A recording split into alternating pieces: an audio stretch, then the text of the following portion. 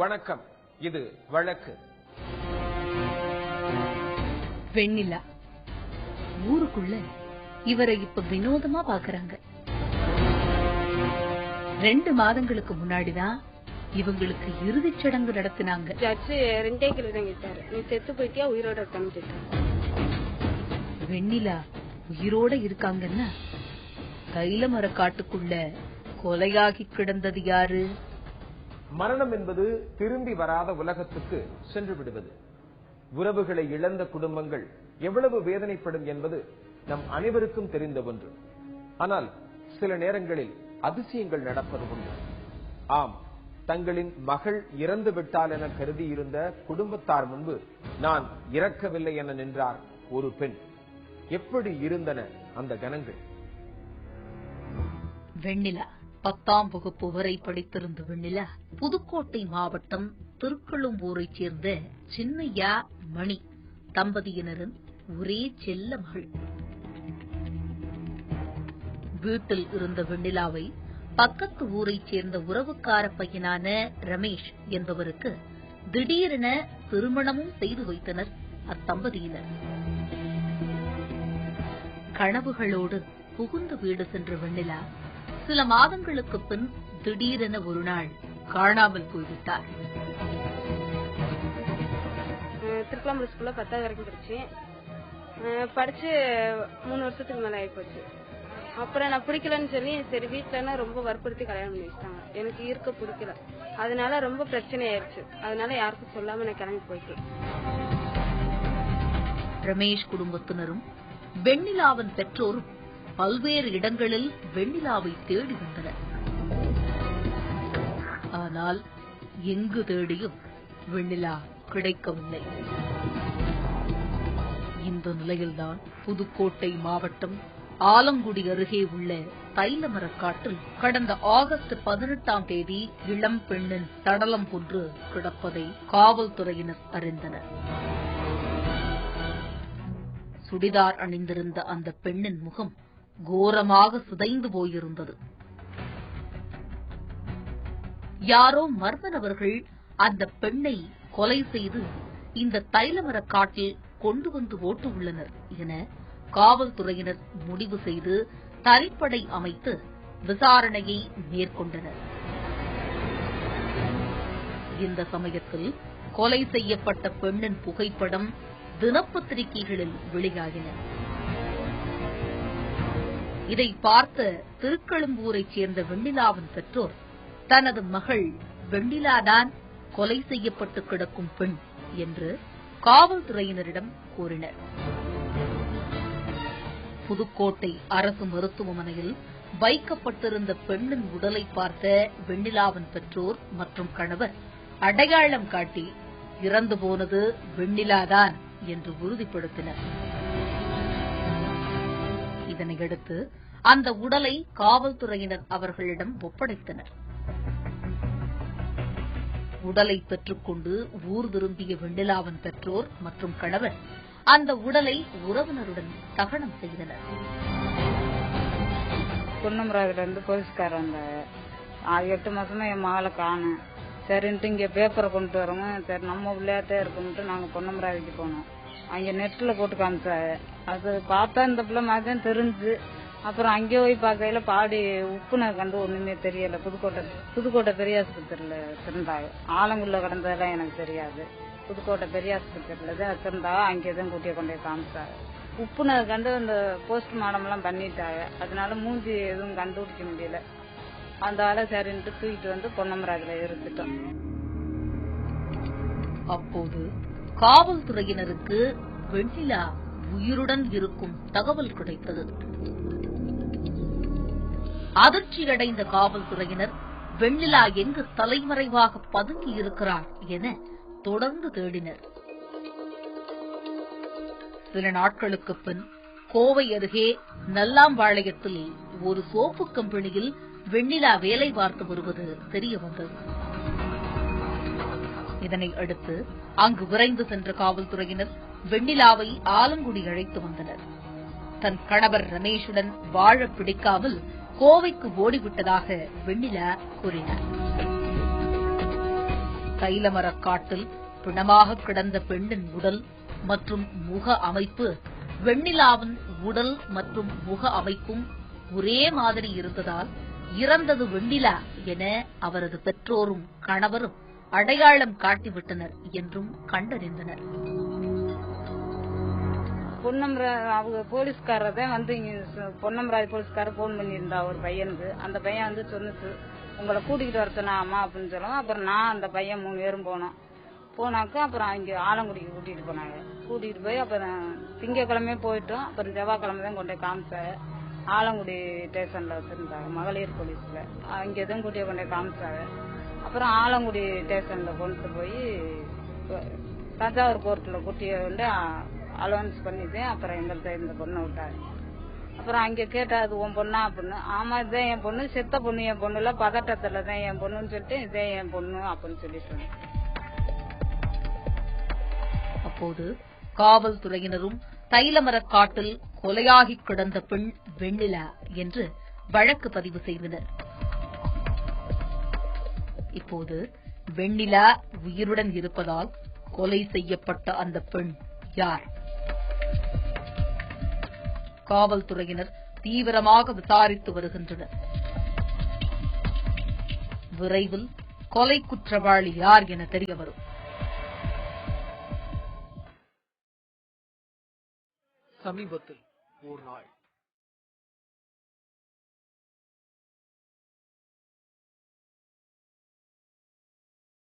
நண்பகல் வேளை திருப்பூர் அரசு பொது மருத்துவமனை எதிரே தாராபுரம் செல்லும் சாலை திடீர் பரபரப்படைந்தது.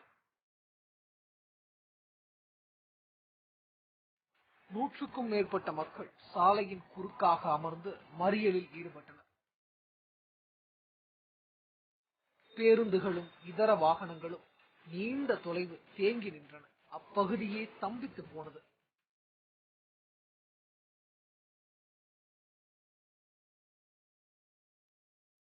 நியாயம் வேண்டும் என்ற கோஷம் எங்கும் எதிரொலித்தது. ஒரு தாய் தன் 2 குழந்தைகளுடன் பிரதானமாக அமர்ந்து தன் கணவரின் மரணத்தில் மர்மம் உள்ளது என்று போராடினார். மறியலை கலைக்க குவிந்த காவல்துறையினரிடம் கணவர் இறந்தது விபத்து அல்ல, திட்டமிட்டு கொலை செய்யப்பட்டிருக்கிறார் என்றும் உண்மையான குற்றவாளிகளை கைது செய்து தண்டிக்கும்படியும் மன்றாடினார்.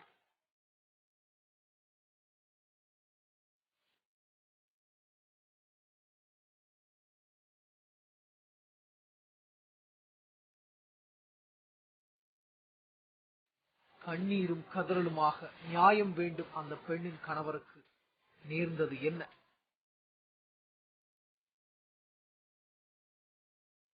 ஹக்கீம், 48 வயதாகும் ஹக்கீம் திருப்பூர் ராம் நகரில் மனைவி 2 குழந்தைகளுடன் வசித்து வந்தார்.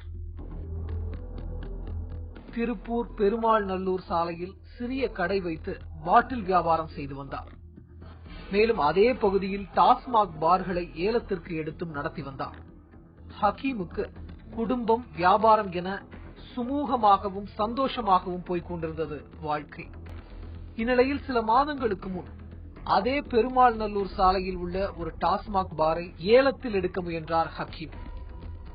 அந்த டாஸ்மாக் பாரை ஏற்கனவே நடத்தி வந்த ராஜாவும் அவரது நண்பர்களும் தாங்களே தொடர்ந்து நடத்துவதாகவும் ஹக்கீமை ஏலத்திலிருந்து விலகிக் கொள்ளும்படியும் மிரட்டியதாக சொல்லப்படுகிறது.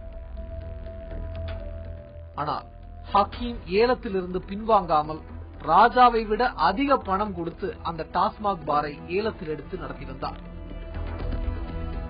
இதனால் ராஜா கோஷ்டியினருக்கும் ஹக்கீமுக்கும் அடிக்கடி வாக்குவாதமும் தகராறும் ஏற்பட்டு வந்ததாக கூறப்படுகிறது.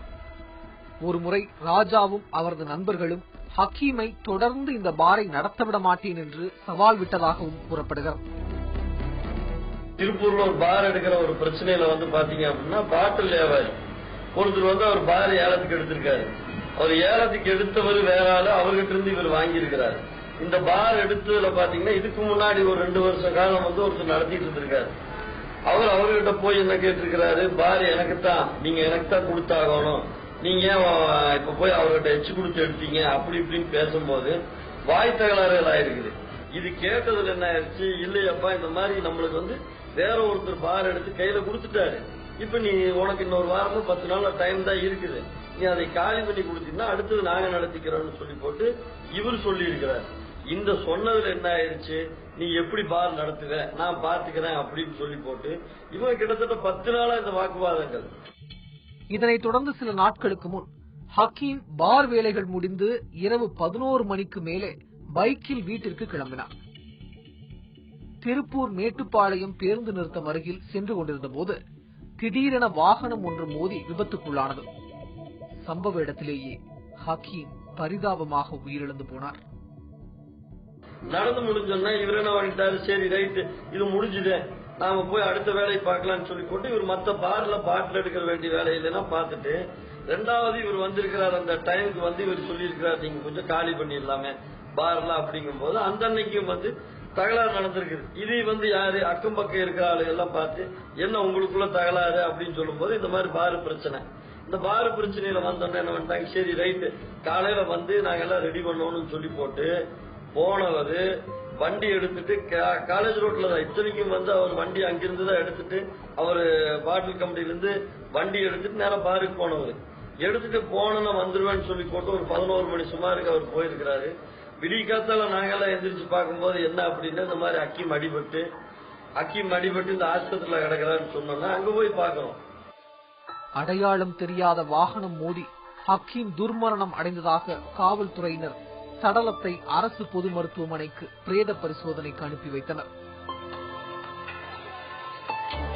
ஆனால் ஹக்கீம் விபத்தில் மரணம் அடையவில்லை, திட்டமிட்டு எதிரிகளால் கொலை செய்யப்பட்டிருக்கிறார் என்று ஹக்கீமின் குடும்பத்தினரும் உறவினர்களும் பிரேத பரிசோதனை முடிந்து சடலத்தை வாங்காமல் மருத்துவமனைக்கு எதிரில் உள்ள தாராபுரம் சாலையில் மறியலிலும் ஈடுபட்டனர். அங்க போய் பார்த்தா என்ன நடக்குது அப்படின்னா, சில பேர் வந்து என்ன சொல்றாங்க, வண்டியில அடையாளம் தெரியாத வண்டியில வந்து மோதிட்டு கொண்டு போய் அடிச்சுட்டு இறந்துட்டாரு அப்படின்னு. ஆனா அதுல வந்து எங்களுக்கு ஒரு சின்ன சந்தேகமா இருந்தது, இது கிட்டத்தட்ட வந்து ஒரு 10-15 நாளாவே வந்து வாக்குவாதமா நடந்துட்டு இருக்குது. இவங்க ஒரு 4-5 பேர் வாக்குவாதமா நடந்துட்டு இருக்குது. அதுல வந்து எங்களுக்கும் ஒரு சின்ன சந்தேகம். போலீஸ்காரர்கிட்ட வந்து சொன்னங்காட்டிக்கு அவங்க என்ன சொன்னாங்க, இது வந்து ஏதோ வண்டி அடையாளம் தெரியாத வண்டி தான் அடிச்சுட்டு போயிருக்குது அப்படின்னு சொன்னேன். அந்த சமயத்துல அவர்களுடைய சொந்தக்கார உறவினர்கள்லாம் சேர்ந்து இது திட்டமிட்ட ஒரு கொலையாத்தான் இருக்கும், அதை வந்து நாங்க வந்து இந்த போஸ்ட்மார்டம் எல்லாம் பண்ணா வாங்க மாட்டோம்னு சொல்லி இருக்கிறாங்க. காவல்துறை உயரதிகாரிகள் மறியல் நடந்த இடத்திற்கு வந்து உரிய நடவடிக்கை எடுத்து உண்மையான குற்றவாளிகளை கைது செய்வதாக கூறி மறியலை கைவிடும்படி வேண்டினர். அடுத்ததாக காவல்துறையினர் டாஸ்மாக் பார் ஏலம் எடுப்பதில் உள்ள போட்டி காரணமாகவே ஹக்கீமை யாராவது கொலை செய்திருக்கலாம் என்கிற கோணத்தில் விசாரணையை துவங்கினர். ஹக்கீம் விபத்துக்குள்ளான மேட்டுப்பாளையம் பேருந்து நிறுத்தம் அருகில் உள்ள கடைகளில் பொருத்தப்பட்டுள்ள கண்காணிப்பு கேமராக்களில் விபத்து குறித்து ஏதாவது தடயங்கள் கிடைக்குமா என்று தேடினர். அப்போது ஒரு கடை கண்காணிப்பு கேமராவில் ஹக்கீம் சென்ற பைக் மீது வாகனம் ஒன்று திட்டமிட்டு மோதியதும் விபத்தில் பைக்கிலிருந்து விழுந்து ஹக்கீம் உயிரிழந்து விட்டாரா என்று வாகனத்தில் இருந்தவர்கள் இறங்கி பார்த்துவிட்டு சென்றதும் பதிவாகி இருப்பதை காவல்துறையினர் கண்டுபிடித்தனர். அதன் பின்பு விபத்துக்கு காரணமான வாகனத்தை முக்கிய தடயமாக வைத்து குற்றவாளிகளை கண்டுபிடித்தனர் காவல்துறையினர். அந்த சந்தேகத்தின் அடிப்படையில வந்து என்ன பண்ணா, அந்த சமயத்துல எல்லாம் வந்து வாகனத்தில ரோடு மறியல் எல்லாம் பண்ணி அந்த சமயத்துல வந்து கமிஷனர் எல்லாம் வந்து அது என்ன ஏதுன்னு விசாரிக்கும் பொழுது அந்த ஏரியால எந்த இடத்துல வாகனம் அடிபட்டதோ அந்த ஏரியால வந்து சிசி கேமராவை வச்சு அந்த கேமரால ஒரு 4-5 கடையெல்லாம் பார்க்கும் பொழுது முன்னாடி ஒரு வாகனமும் பின்னாடி ஒரு வாகனமும், அந்த வாகனம் வந்து அடிச்சது வந்து கம்ப்ளைண்டா தெரிஞ்சதுல வந்து இது வந்து ஒரு கொலைதான், இது வந்து ஒரு அடையாளம் தெரியாத வாகனம் எல்லாம் வந்து இது வந்து அடிச்சுட்டு போல, இது திட்டமிட்ட ஒரு கொலைன்னு சொல்லி போட்டு அந்த அதுக்கு முன்னாடி நடத்தின பாரனுடைய உரிமையாளரையும் பிடிச்சு அவங்க கூட ஒரு 2 பேர் அவங்களையும் பிடிச்சு விசாரிக்கும் பொழுது இவங்க தான் இந்த வேலையை செஞ்சாங்கன்னு சொல்லி இவங்க 3 பேர்த்தையும் வந்து அரெஸ்ட் பண்ணியிருந்தாங்க போலீஸ்காரங்க. முதல் கட்டமாக டாஸ்மாக் பார் ஏலம் எடுப்பதில் ஹக்கீமுடன் போட்டியிட்ட ராஜா, அவரது நண்பர்கள் முத்துக்குமார் ஆகியோரை காவல்துறையினர் கைது செய்தனர். இதில் நடராஜன் என்பவர் மட்டும் தலைமறைவாகியுள்ளார். காவல்துறை தீவிரமாக அவரை தேடி வருகிறது. தற்போது தொழில் போட்டியில் உயிரிழந்த ஹக்கீமின் மனைவியும் குழந்தைகளும் ஆதரவின்றி அனாதையாக நிற்கிறார்கள். வழக்கு நிகழ்ச்சியில் இது சொல்வதெல்லாம் சட்டம் பகுதி. புதுக்கோட்டையில் இறந்து கிடந்த ஒரு பெண்ணை பற்றிய வழக்கில் அந்த பெண் தங்களின் மகள்தான் என ஒரு பெற்றோர் அடையாளம் காட்டியதால் வழக்கு முடித்து வைக்கப்பட்டது. அந்த பெற்றோரிடம் பிணக்கூராய்வு செய்யப்பட்ட உடல் வழங்கப்பட்டது. அவர்கள் அந்த உடலை எரித்து விட்டனர். இந்த நிலையில் திடீரென ஒரு நாள் அந்த பெற்றோரின் உண்மையான மகள் உயிருடன் திரும்பி வந்துவிட்டார். இப்போது காவல்துறைக்கு குழப்பம். ஏற்கனவே இறந்து கிடந்தது யார் என விசாரிக்க வேண்டிய கட்டாயம். அந்த பெண்ணின் உடலோ எரிக்கப்பட்டு விட்டது. இப்போது காவல்துறை என்ன செய்யும்? அடையாளம் தெரியாத ஒரு பிரேதம் தொடர்பாக ஒரு புகார் பெறப்படுகிறது. அதன் அடிப்படையில் வழக்கு பதிவு செய்யப்படுகிறது. அது கொலையாக இருக்கும் பட்சத்தில், அதாவது அந்த பார்க்கும் பொழுதே தெரிகிறது அது கொலை சம்பவம் தான் அப்படிங்கிறது தெரியும் பொழுது அது கொலை வழக்காக பதிவு செய்யப்படுகிறது. அப்படி இல்லாத பட்சத்தில் பொறுத்த வரைக்கும் அது 174ல வழக்கு பதிவு செய்யறாங்க போலீசார். அந்த கிடைக்கும் தகவலை பொறுத்து வழக்கு பதிவு செஞ்சு விசாரிக்கிறாங்க. அந்த வழக்கின் போக்கில் விசாரணையில் தெரிய வருகிறது அவங்களுடைய இந்த பெண் இன்னாருதான், அந்த பெண் இறந்து போயிருக்கிறாரு, அது இறந்ததுக்கான காரணம் என்ன அப்படிங்கறத அவங்க உறுதிப்படுத்திய பிறகு அந்த சூழல்ல அந்த பெண் இறந்து போன பிரேதம் அடையாளம் தெரியும் வகையிலயோ இல்ல அடையாளம் தெரியாத வகையிலயோ இருக்கும் பட்சத்துல அவங்க அனுப்பிச்சிருக்க அந்த டிரெஸ், துணி, நகைகள், ஆபரணங்கள் இல்ல அவங்க இருக்க உடைமைகள் பொருளாக அவங்களுக்கு தெரிய வருகிறது அது இறந்து போனது இந்த நபர் தான் அப்படின்ற பட்சத்துல அந்த பெற்றோர்கள், உறவினர்கள் அவங்கள வச்சு அந்த பிரேதத்தை உறுதி செய்வாங்க. அப்படி உறுதி செய்யப்பட்டு அந்த உடல் கூராய்வு, அதாவது போஸ்ட்மார்ட்டம் ரிப்போர்ட் எல்லாம் முடிஞ்சு போலீசுடைய அந்த விசாரணைக்கான அனைத்து ஃபார்மாலிட்டிஸும் அவங்களுடைய விசாரணை கட்ட முடிந்த பிறகு அந்த பிரேதம் ஒப்படைக்கப்படுகிறது. அவங்களுடைய உறவினர்கள் இல்ல பெற்றோரிடம் ஒப்படைக்கப்படுகிறது. அப்படி அவங்க முடிச்சதுக்கு அப்புறம் அதை அவங்க எரிச்சிடுறாங்க இல்ல புதைச்சிடுறாங்க. அந்த சூழல்ல அந்த பெண் எந்த பெண் இறந்து போயிட்டான்னு நினைச்சு எரிச்சாங்களோ இல்ல புதைச்சாங்களோ அந்த நபரே மீண்டும் உயிரோடு வரும்பொழுது அங்கு ஒரு கேள்விக்குரிய ஒரு சட்ட சிக்கல் ஏற்பட்டு விடுகிறது. அப்படின்னா உண்மையிலே இறந்து போன நபர் யார் அப்படிங்கிற ஒரு குழப்பம் ஏற்பட்டு விடுகிறது. அப்படியான தருணங்கள்ல உண்மையிலே உயிரோட வந்த பெண் வந்த காரணத்தினால அது தொடர்பாக போடப்பட்ட வழக்கு ஒருவேளை அந்த பொண்ணு காணாம போயிருக்காரு இல்ல பையன் காணாம போயிருக்காரு அப்படிங்கிற ஒரு சூழல் இருந்து ஒரு புகார் பெறப்பட்டிருப்பேன். அந்த புகார் முடித்து வைக்கப்படுகிறது. அது க்ளோஸ். ஏன்னா அவர் உயிரோட வந்த காரணத்தினால் அவர் ஆள் வந்துடுறாரு, அந்த வகையில் முடித்து வைக்கப்படுகிறது. ஆனால் இந்த உண்மையிலே இறந்து போன நபருடைய விசாரணையை பொறுத்த வரைக்கும் அந்த சடல கூராய்வு, அதுக்காக எடுத்துக்கொள்ளப்பட்ட அந்த பார்வை மகசர், அந்த போலீஸ் இன்குவெஸ்ட், இது சம்பந்தமான விஷயங்கள் எல்லாமே அது ஒரு வழக்காக பதிவு செய்யப்பட்டு அந்த வழக்கிலே விசாரிப்பாங்க. இல்லனா ஏற்கனவே காணாமல் போயிருக்கிறார் சொல்லி ஏதோ ஒரு காவல் நிலையத்தில் புகார் பதிவு செய்யப்பட்டிருந்தால் அந்த புகாருக்கு இந்த வழக்கு சம்பந்தமான அனைத்து விஷயங்களும் அங்கே கொடுக்கப்பட்டு இல்ல அந்த புகார் இந்த காவல் நிலையத்துக்கு பெறப்பட்டு, ஏன்னா கொலையான பிரேதம் இங்க கிடைக்கிறது அப்படிங்கிற பட்சத்துல அவங்க விசாரிச்சு அந்த பெண் யாரு இல்ல அந்த நபர் யாரு, கடைசியா அவரோடு இருந்தது யார், கடைசியாக பார்த்தது யார் அப்படிங்கிற விஷயத்தை பொறுத்த வரைக்கும் போலீசார் புலன் விசாரணை செய்வாங்க. இன்னைக்கு இருக்கிற ஒரு தொழில்நுட்ப அந்த வளர்ச்சியில அந்த அடிப்படையில விஞ்ஞான ரீதியாக அவங்களால கண்டுபிடிக்க முடியும். செல்போன் ஸ்டேட்மெண்ட்டை வச்சோ இல்ல அந்த செல்போன் அந்த கால் ட்ரேசிங் அந்த சிக்னலை வச்சு அவங்க கண்டுபிடிச்சு அந்த அடிப்படையில வழக்கு விசாரணை அவங்க கண்டுபிடிச்சு அவங்க யார் குற்றம் அந்த புரிஞ்சிருக்காங்களோ போலீசார் அந்த சந்தேகிச்சதாக சொல்லப்படும் நபரை விசாரித்து அந்த அடிப்படையில சாட்சிகள் மற்ற எல்லாம் சேகரிச்சு அவங்களுக்கு தண்டனை பெற்று தருவது நம்ம ஊர்ல வழக்கமாக இருந்து வருகிறது. அப்படிப்பட்ட பல வழக்குகள்ல போலீசார் அடையாளம் தெரியாத பிரேதம் எரிக்கப்பட்டு விட்ட பிறகும் கூட வேறு ஒரு நபராக நினைச்சு பண்ணதுக்கு அப்புறம் கூட கண்டுபிடிச்சு அந்த வழக்குல உண்மையிலே கண்டுபிடித்த நபர்களுக்கு தண்டனை பெற்று தருகிறார்கள். ஆனால் அப்படிப்பட்ட வழக்குகள்ல குற்றம் சாட்டப்பட்ட நபர்களை பொறுத்த வரைக்கும் அவங்களுடைய வாதம் என்னவாக இருக்கும் அப்படின்னா, ஏற்கனவே இந்த பிரேதம் யார் என்று கண்டுபிடிப்பதற்கு முன்பாகவே வேறு ஒரு பிரேதமாக நினைத்து அது எரிக்கப்பட்டுவிட்ட காரணத்தினால் இந்த கொலைக்கான இறந்து போன நபர் அந்த நபர் கிடையாது, இது வேற ஒரு நபரானுடைய பிரேதம் அப்படின்னு சொல்றதுக்கான வாதம் அதுதான் எடுக்கப்படும். ஆனாலும் அப்படிப்பட்ட தருணங்கள்ல அதை மெய்ப்பிப்பதற்கு நீதிமன்றம் நம்புவதற்கு தகுந்த வகையில காவல்துறை அவங்களுடைய ஆதாரங்களையும் சரி சாட்சிகளை சேகரித்து கடைசியாக யாரோட அவங்க போனாங்க, எங்க இருந்தாங்க, கடைசியாக பார்த்தது யார் அப்படிங்கிற விஷயங்களை அடிப்படையாக கொண்டு அப்படிப்பட்ட விஷயங்களை இறுதி அறிக்கையில சாட்சிகளாகவும் ஆவணங்களாகவும் வைக்கும் பட்சத்துல அது தண்டனைகள் கிடைக்கிறது. ஒரு வழக்கு உதாரணத்துக்கு மிக பிரபலமான ஒரு வழக்கு பாண்டியம்மாள் அப்படிங்கிற ஒரு வழக்கு. அந்த அம்மாவை பொறுத்த வரைக்கும் அவங்க கொலை செய்யப்பட்டு விட்டார் அப்படின்னு நினைச்சு போலீசார் வழக்கு பதிவு செஞ்சு அதுல அந்த குற்றவாளிக்கு தண்டனையும் பெற்று தந்து விடுகிறார்கள். ஆனால் அதன் பின்னால அந்த பெண் உயிரோடு வரும்பொழுது ஒரு பெரிய குழப்பம் ஏற்பட்டு விடுகிறது. அப்படின்னா போலீசார் விசாரிச்சு தண்டனை பெற்று தந்த நபர்கள் அது ஒரு தவறான விஷயம் ஆகிவிடுகிறது அப்படிங்கிற விஷயத்தை பொறுத்த வரைக்கும் இப்படி பல வழக்குகள்ல பல உதாரணங்கள் தமிழ்நாட்டில் இருந்து வந்தாலும் அப்படிப்பட்ட தருணங்களையும் உண்மை குற்றவாளிகளை கண்டுபிடிச்சு தண்டனை வந்து பெரும்பான்மையான வழக்குகள்ல போலீசார் வாங்கி கொடுத்திருக்காங்க. மீண்டும் வேறொரு வழக்கோடு உங்களை சந்திக்கிறேன். நன்றி, வணக்கம்.